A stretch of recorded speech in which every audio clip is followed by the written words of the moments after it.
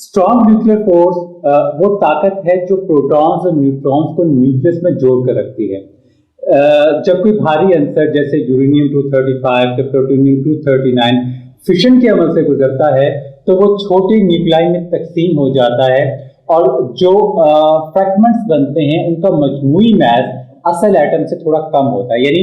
Mess का फर्क तवानाई बनकर जाहिर होता है, यानी E is equal to mc²। इसी तरह फ्यूजन में जब हल्के अनासिर जैसे हाइड्रोजन आपस में मिलकर हीलियम बनाते हैं तो पैदाशुदा हीलियम का मैस भी असल ज़र्रात के मजमूई मैस से कम होता है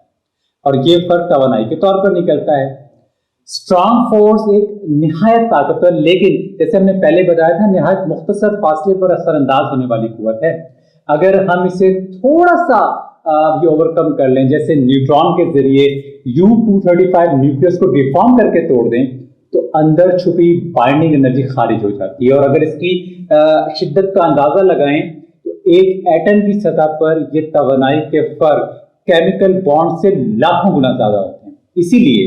न्यूक्लियर रिएक्शन में तवानाई की मिकदार फ्यूल जलाने के निस्बत कहीं ज्यादा होती है। मिसाल के तौर पर एक यूरेनियम 235 एटम की फिशन से तकरीबन 200 मिलियन इलेक्ट्रॉन वोल्ट एनर्जी निकलती है, जबकि एक TNT ऑफ मॉलिक्यूल्स को जलाने से सिर्फ चंद इलेक्ट्रॉन वोल्ट ही हासिल होती और ये फर्क बहुत ज्यादा है।